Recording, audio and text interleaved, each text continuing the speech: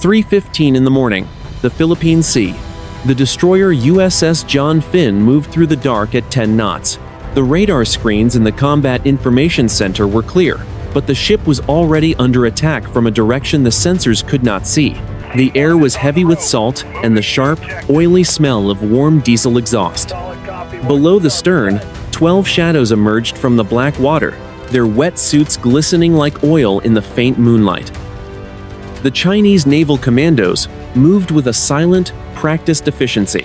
They had approached from a semi-submersible craft that stayed 2 miles out, running just beneath the surface to avoid the AN/SPY-6 radar. Now, they were at the skin of the ship. They used magnetic climbing units that made no sound as they gripped the steel hull. One by one, the men hauled themselves upward, clearing the edge of the aft deck. The first sailor to die was a 22-year-old petty officer on a roving security watch. He was standing near the vertical launch system, looking out at the horizon and thinking about his home in San Diego. He never heard the boots on the deck. He never saw the flash of the blade. A gloved hand clamped over his mouth, while a ceramic knife found the gap between his helmet and his vest. He was dead before his body hit the non-skid surface of the deck. 2 commandos caught him, lowering the weight of the man and his gear to the floor without a single metallic clang. The invaders divided into 3 teams of 4. They knew the layout of the Arleigh Burke-class destroyer perfectly. They had trained for 6 months on a full-scale mock-up in a secret facility on Hainan Island. Team 1 moved toward the bridge. Team 2 headed for the engine room. Team 3, the largest and most heavily armed, made for the Combat Information Center. Their objective was simple and brutal: paralyze the ship, kill the leadership, and hold the vessel long enough to scuttle it or force a political crisis. The commandos carried suppressed 9mm submachine guns and short-barreled assault rifles. They moved through the narrow passageways of the ship with a predator's grace. Most of the 300 crew members were asleep in their bunks, separated from the killers by only a few inches of aluminum and steel. The ship was in a modified state of readiness, but the interior was quiet. The only sound was the constant, low-frequency hum of the ventilation system and the distant vibration of the 4 General Electric gas turbine engines. In the galley, a second sailor was surprised as he reached for a coffee pot. A suppressed round from a Chinese QSZ-92 pistol punched through his chest. He slumped against the industrial refrigerator, his life pouring out onto the white tile floor. The commandos did not stop to check his pulse.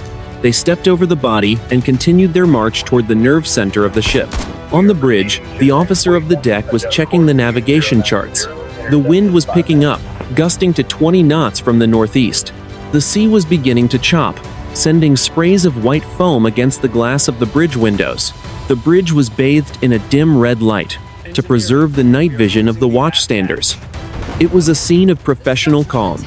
That calm lasted until the heavy steel hatch at the rear of the bridge was kicked open with a violent crash. The lead commando stepped through the frame, his weapon raised. He fired a 3-round burst that caught the helmsman in the shoulder and neck, throwing him across the steering console.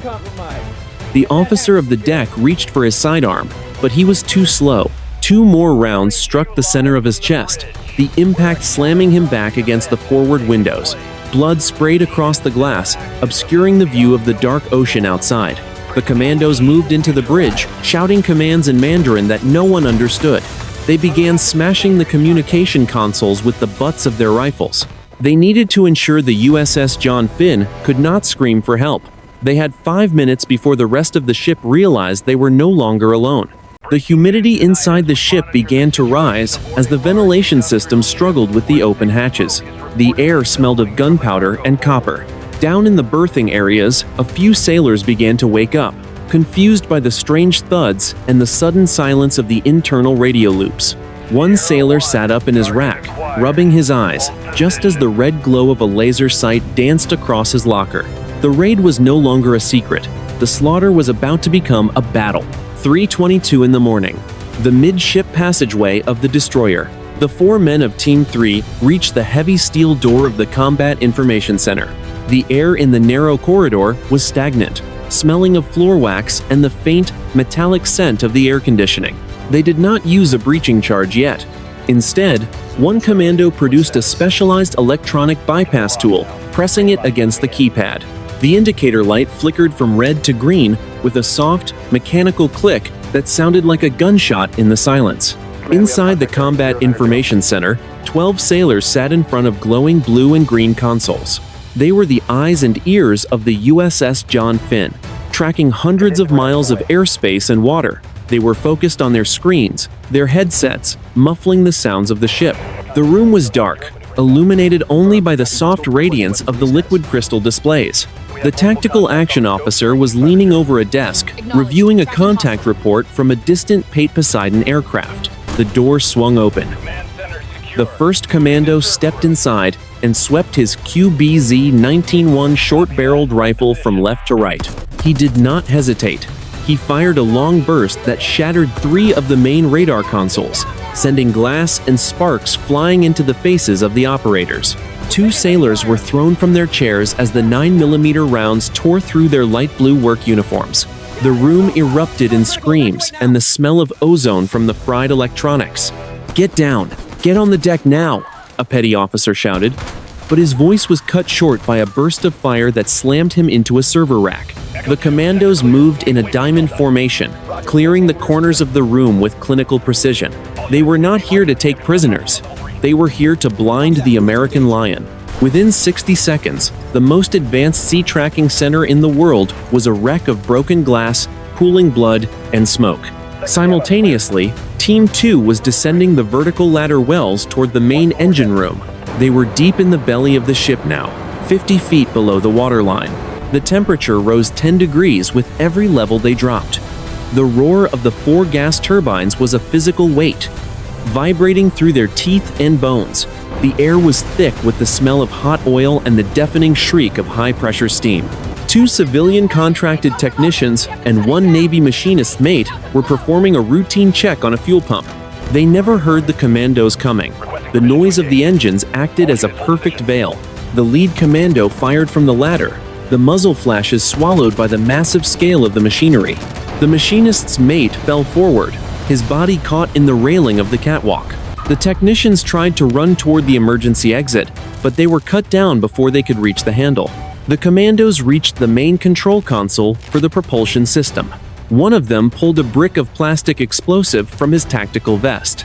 He began wiring it to the main reduction gear, the heart of the ship's ability to move. If this went, the USS John Finn would become a multi-billion-dollar piece of driftwood, floating helpless in the Philippine Sea.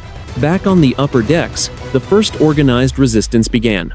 A master-at-arms, the ship's internal security head, had heard the gunfire in the galley.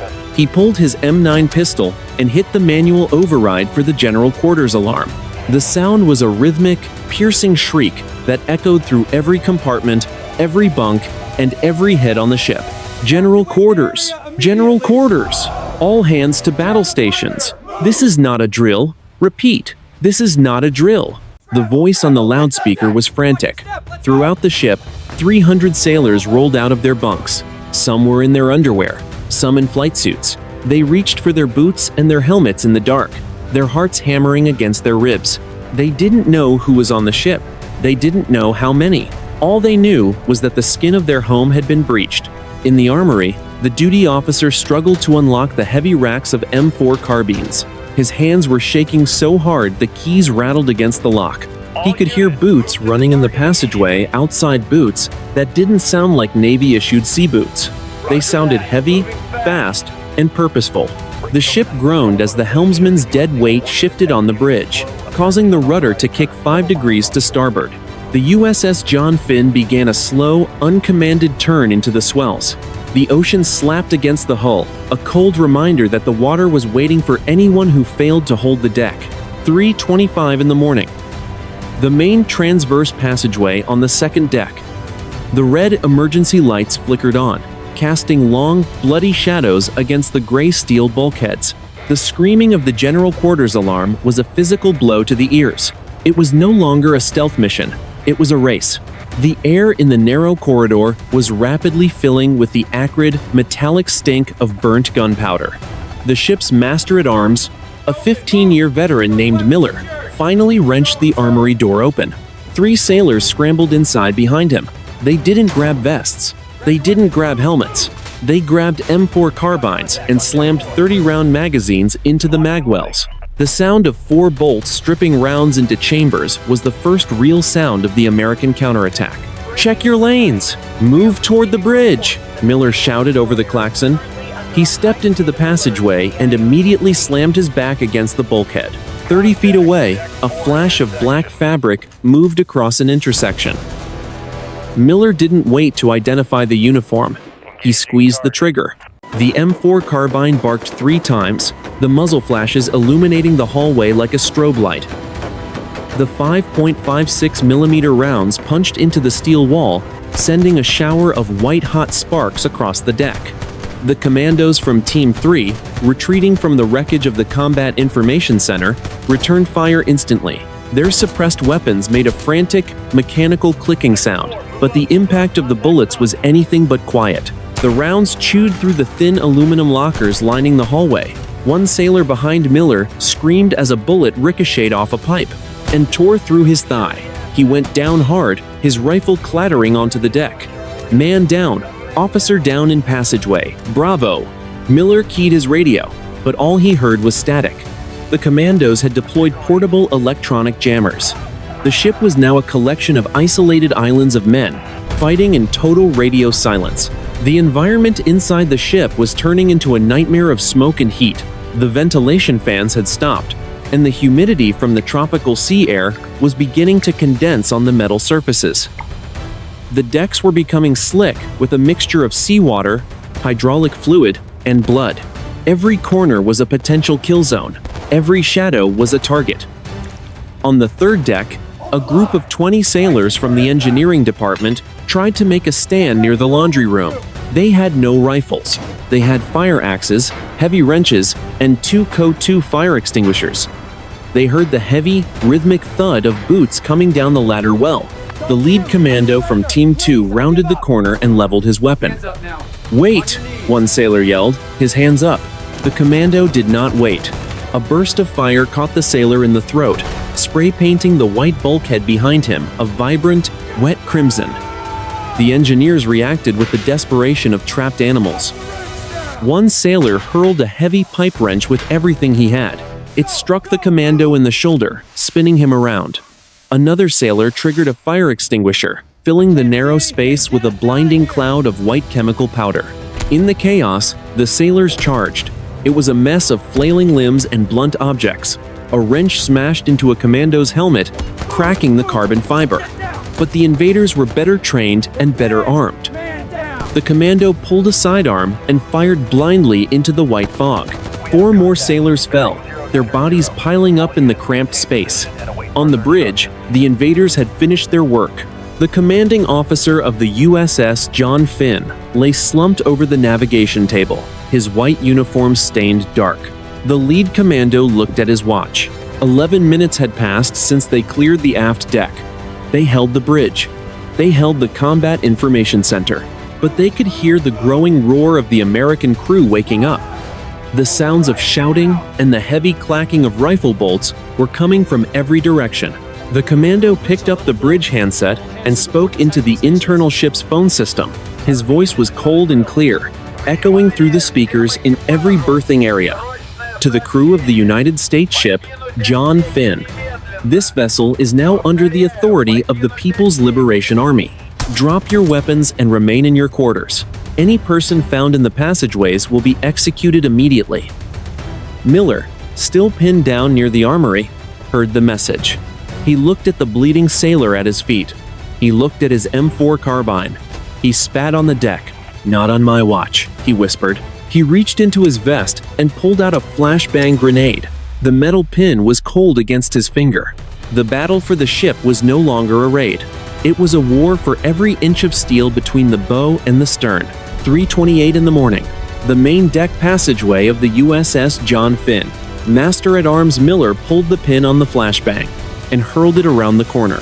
The steel canister skipped across the deck with a hollow, metallic ring. A split second later, A sphere of white-hot light bleached the corridor.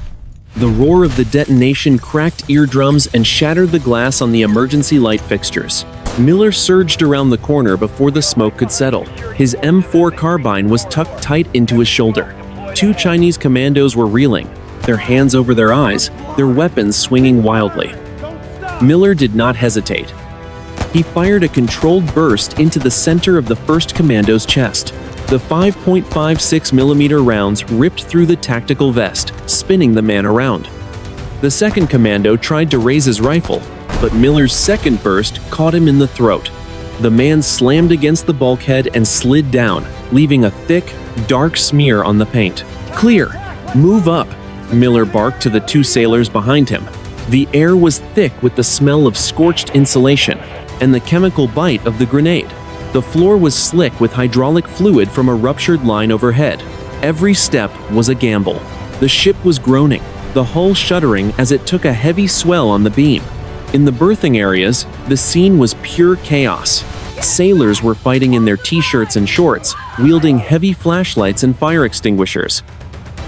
A third commando team had tried to seal the hatches to the lower decks. A group of 6 boatswain's mates had charged them in a narrow ladder well.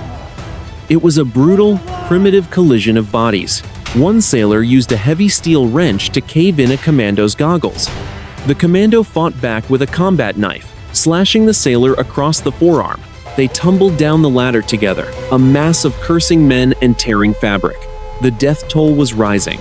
The body count had reached 11 American sailors. The galley, the engine room, and the bridge were graveyards of young men who had died in their sleep or in the first frantic seconds of the raid.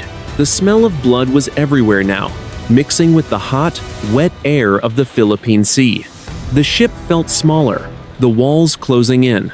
As the two sides hunted each other through the dark, Miller's team reached the base of the ladder leading to the bridge.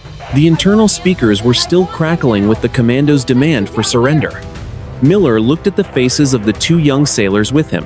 They were terrified. Their eyes were wide, reflecting the flickering red light of the emergency lamps. "Listen to me," Miller whispered, his voice rasping from the smoke. "They think we're done. They think they own this deck. We're going to show them they're wrong." He swapped his empty 30-round magazine for a fresh one. The click of the bolt forward was the only sound in the hallway. Above them, they could hear the commandos shouting to each other on the bridge. The invaders were trying to figure out how to override the steering lockout. The ship was drifting, its radar dead, its engines humming but disconnected from the screws. Miller gripped the railing of the ladder. The steel was hot to the touch. The air coming down from the upper deck smelled of ozone and salt spray. The next 60 seconds would decide if the USS John Finn was a prize of war or a tomb. He took a deep breath, tasted the copper of the blood in the air, and began to climb. 3:29 in the morning. The ladder well leading to the bridge of the USS John Finn. Miller's fingers gripped the cold steel of the top rung. He could hear the frantic shouting in Mandarin just inches above his head. The air coming from the bridge was thick with the smell of ozone and the copper tang of fresh blood. He looked down at the two sailors below him. Their faces were pale in the red emergency light, but they held their M4 carbines tight. Miller gave a single, sharp nod. He surged upward, throwing the hatch cover back with a violent clang. He rolled onto the bridge deck, his rifle already searching for a target. The bridge was a scene of carnage. The commanding officer lay slumped in his chair, and the floor was slick with the life of the bridge watch. 3 Chinese commandos were clustered near the helm, trying to override the ship's steering lock. The lead commando looked up, his eyes widening behind his night vision goggles. The trigger was squeezed. The M4 carbine barked in the confined space, a sequence of white flashes illuminating the bridge like a strobe light. The 5.56mm rounds punched straight through the lead commando's tactical vest, the kinetic energy slamming him backward into the primary navigation console. The glass of the display erupted into 1,000 shards. A bright orange fireball blossomed from the internal circuitry as the rounds shredded the motherboards. The commando's body slumped over the console, his weight triggering a series of alarms that shrieked in a high-pitched wail. The other 2 commandos reacted instantly, diving behind the thick steel pedestals of the radar repeaters. Their suppressed rifles clicked and spit fire. A burst of 9mm rounds chewed into the bulkhead next to Miller's head, sending jagged splinters of paint and metal into his cheek. Miller didn't flinch. He stayed low, crawling behind the captain's chair. The two sailors from his team scrambled up the ladder and fanned out, their rifles adding to the roar of the engagement. One sailor stood too tall. A burst from a Chinese commando caught him in the shoulder, spinning him around. He screamed as he fell back toward the ladder well. The other sailor let out a guttural roar and emptied a full 30-round magazine into the radar pedestal. The rounds didn't penetrate the steel, but the sheer volume of fire kept the commandos pinned down. The heat in the bridge was rapidly rising, rapidly. The smell of burning plastic and scorched insulation was suffocating. Miller saw his opening. He pulled a fragmentation grenade from his belt. The metal pin felt like ice against his skin. He pulled it with his teeth and rolled the canister across the non-skid floor. It skipped over a fallen sailor's legs and came to rest directly between the two commandos. The detonation was a physical wall of pressure. The blast wave threw Miller against the forward windows, cracking the heavy glass. The two commandos were sent flying in opposite directions, their bodies mangled by the shrapnel and the overpressure. One hit the bulkhead with a sickening thud and didn't move. The other was thrown through the open hatch leading to the bridge wing, disappearing into the dark, spray-filled night of the Philippine Sea. Dead silence fell over the bridge for exactly 3 seconds. The only sound was the wind screaming through the shattered bridge windows and the frantic hiss of the fire suppression system. Black smoke boiled out of the navigation consoles, rising in thick coils toward the ceiling. The red emergency lights flickered and then died, leaving the bridge in total darkness, save for the flickering orange glow of the burning electronics. Miller pushed himself up, his head swimming. His ears were ringing so loudly he couldn't hear his own breathing. He looked around the bridge. The American sailors were dead. The invaders were dead. The bridge of the billion-dollar destroyer was a blackened, hollowed-out shell. The ship was still moving, drifting aimlessly at 5 knots, leaning heavily to port as it took another swell. He keyed his radio, but the jammers were still active. He was alone on the bridge of a ghost ship.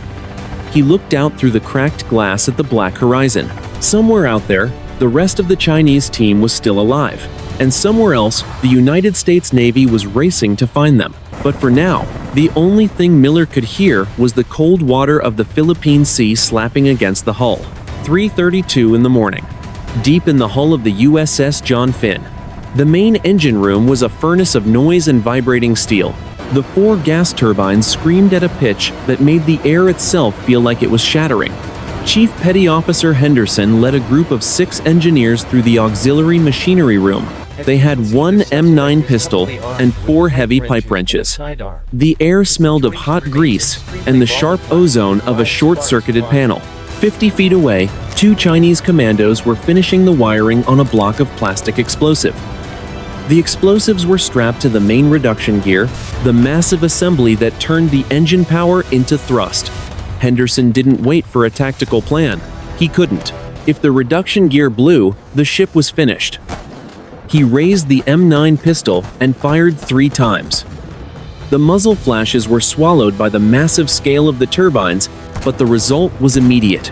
One commando spun around, his shoulder erupting in red as the round punched through his light armor. The other commando dove behind a fuel pump and sprayed the catwalk with a burst from his suppressed rifle. The 9mm round sparkled against the steel grating, sending shards of metal into the air. One engineer screamed as a ricochet caught him in the ribs, sent him reeling back against a hot steam pipe. The rest of the Americans charged, screaming over the roar of the engines. It was a primitive, desperate fight on the narrow metal walkways. The space was too tight for tactics. Henderson slammed his body into the wounded commando, both men tumbling over the railing. They fell 10 feet onto the lower deck, landing hard on the steel plating near the bilge pumps. The commando reached for a combat knife, but Henderson was faster. He smashed a heavy, industrial flashlight into the man's temple with everything he had. The plastic of the helmet cracked. The commando went limp, his head bouncing off the deck. Above them, the other engineers were swarming the second invader. They used the pipe wrenches like clubs, the sound of metal on bone lost in the scream of the turbines. The commando was beaten into the deck. His weapon kicked into the dark, oily water in the bilges below. Henderson scrambled back up the ladder, his lungs burning from the heat and the chemical fumes. He reached the main reduction gear. The timer on the explosive block was a glowing red sequence of numbers, 45 seconds. Henderson didn't know how to defuse a foreign explosive. He didn't have time to call a bomb squad that didn't exist. He grabbed the block and ripped the wires out with a single, desperate jerk. The red light on the detonator flickered and died. Henderson collapsed against the vibrating metal of the gear housing, his chest heaving. The engine room was theirs, but the ship was still a graveyard. The turbines continued to roar, but the control lines to the bridge were severed. The USS John Finn was a powerful engine with no brain. Henderson keyed the internal phone, but there was only the hiss of dead air. He looked at his men. They were covered in grease, sweat, and blood. "Get the fire hoses," Henderson ordered, his voice a gravelly rasp. "If they come back, we drown them. Nobody takes this room." Outside, the Philippine Sea remained black and indifferent. The destroyer continued its slow, uncommanded turn. The 11 sailors already dead were joined by 2 invaders in the dark, but the heart of the ship was still beating. The fight was moving back toward the surface. 3:40 in the morning. The starboard weather deck of the USS John Finn. Master-at-Arms Miller stepped out of the bridge wing hatch, his boots slipping on the wet, non-skid surface. His face was streaked with soot and the blood of his fallen shipmates.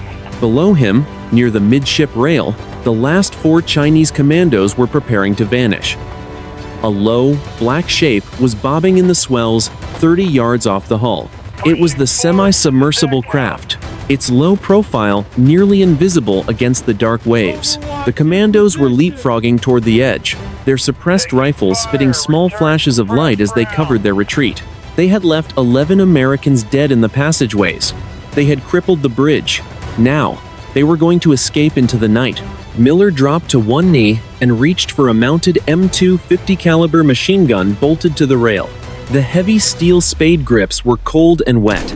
He slammed the charging handle back, the metallic clatter of the massive 50 caliber rounds sliding into the chamber echoing over the wind. He didn't use a laser. He didn't use a scope. He lined up the iron sights on the black silhouette in the water. The trigger was squeezed. The heavy machine gun erupted with a rhythmic, chest-thumping roar that drowned out the wind and the waves. Huge stabs of orange flame punched into the darkness, illuminating Miller's grim face in half-second intervals. The smell of burning cordite was overwhelming, a sharp chemical bite that filled his lungs. Each heavy round carried enough kinetic energy to punch through a brick wall. The first burst of fire hammered into the hull of the semi-submersible. The heavy slugs shredded the carbon fiber skin of the craft like it was wet paper. A sequence of white-hot sparks erupted as the rounds found the engine block. The fuel cell, pressurized and volatile, took a direct hit and exploded instantly. A fireball bleached the night white, rising 20 feet into the air and casting a hellish glare over the side of the destroyer. The commandos already on the craft were sent flying into the churning black water. One man was thrown upward, his body a dark silhouette against the orange flame before he vanished into the swell. The remaining commandos on the deck of the John Finn reacted with desperate, frantic fire. They turned their rifles toward Miller, the small caliber rounds pinging off the heavy steel shield of the machine gun. One bullet grazed Miller's helmet, snapping his head back, but he didn't stop. He pivoted the heavy gun toward the commandos on the deck. The stream of 50 caliber fire walked across the non-skid surface, sparking and chewing through the steel. The lead commando was caught in the chest and stomach. The impact didn't just stop him. It drove him backward 10 feet, his body broken and nearly severed by the massive rounds. The other 3 dove for cover behind a storage locker, but the locker was made of thin aluminum. The machine gun fire punched through both sides of the locker, shredding the gear inside and the men hiding behind it. Black smoke rose from the burning wreck of the getaway boat. The fire hissed as the swells washed over the melting hull. Within seconds, the craft rolled to its side and began to sink, the orange glow disappearing beneath the waves with a final, wet gasp. The 3 commandos on the deck lay still, their dark uniforms blending into the shadows of the wreckage. Dead silence fell over the weather deck.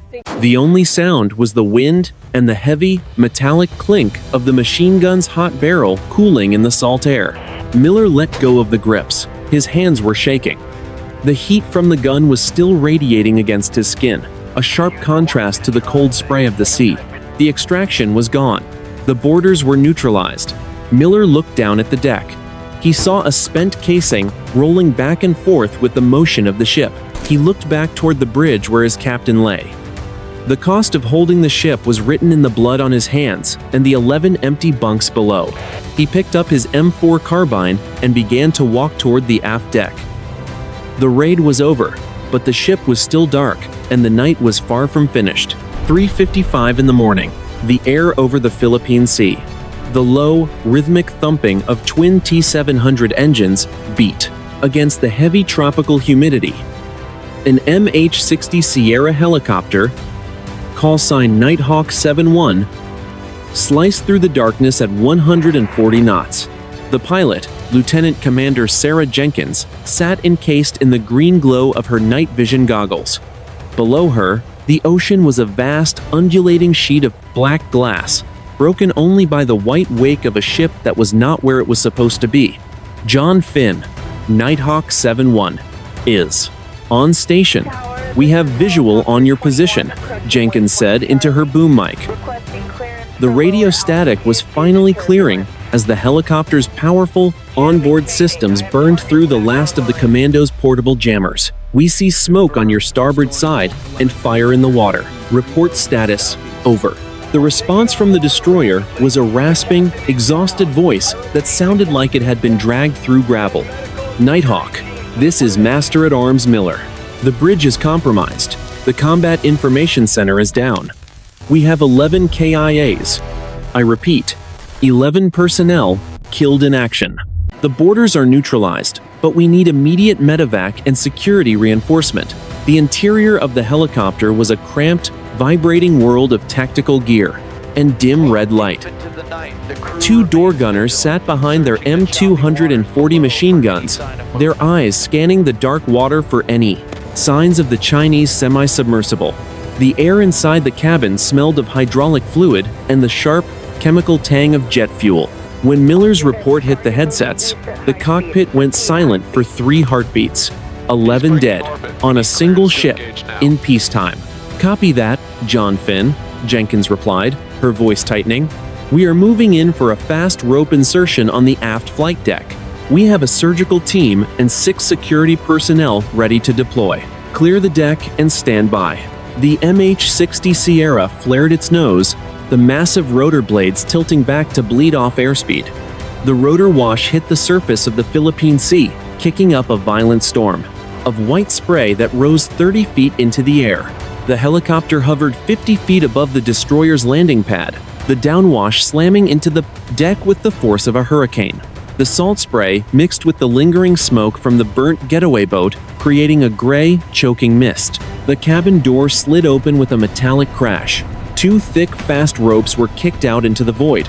6 members of the Carrier Strike Group's specialized security team, dressed in full tactical gear with night vision monocles, slid down the ropes. Their boots hit the non-skid deck with a series of heavy thuds. They moved with the synchronized grace of elite operators, fanning out in a perimeter around the landing zone, their M4 carbines raised and searching. Next came the medical team, carrying heavy trauma bags and portable defibrillators. They didn't wait for a briefing.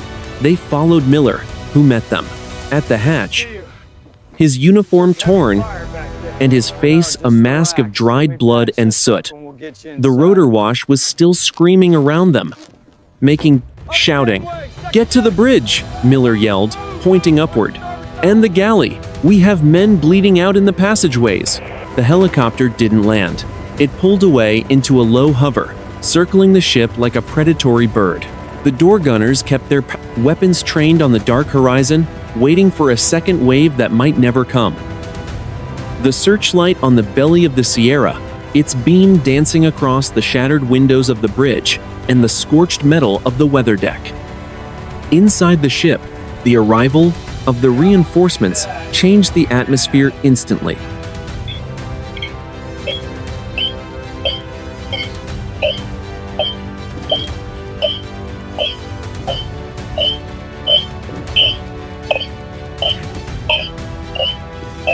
The desperate, lonely struggle of the crew was replaced by the organized, clinical efficiency of the Commandos, United States Navy's response.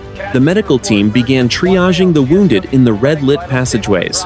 The security team moved floor by floor, clearing every compartment, every fan room, and every locker to ensure not a single invader remained in the shadows. The heat was still oppressive, the humidity clinging to everything, but the sense of isolation was gone. The MH-60 Sierra remained. Overhead, its engines a constant, reassuring roar. The ship was still leaning to port. Its electronics were still a ruin of melted plastic, but the American flag flying from the mast was still there, tattered by the wind and stained by smoke, but visible in the helicopter's light. The cost was being tallied in real time. 11 body bags were being lined up in the refrigerated section of the galley. The Philippine Sea was quiet again, the fire in the water having finally burned itself out. But as the sun began to hint at the horizon, every man on the USS John Finn knew that the world they had woken up to was not the one they had gone to sleep in. 4:45 in the morning, the horizon of the Philippine Sea. The first gray light of dawn touched the shattered bridge windows of the USS John Finn. The smoke had finally cleared, leaving behind a jagged, blackened superstructure that listed 7 degrees to port. The air was cold now, the tropical humidity replaced by a sharp, salt-laden wind that whistled through the bullet holes in the aluminum skin of the ship. On the aft deck, the MH-60 Sierra helicopter sat with its rotors slowing to a rhythmic clatter, its mission of mercy nearly complete. Master-at-Arms Miller stood by the rail, his hands shoved deep into his tactical vest to hide the tremors. He watched as the medical teams carried the last of the wounded toward the transfer craft. The count was final. 11 American sailors dead, 15 wounded, and 12 Chinese commandos neutralized. The blood on the white tile of the galley had been covered with gray blankets, but the smell of copper and ozone remained, a permanent ghost in the ship's ventilation.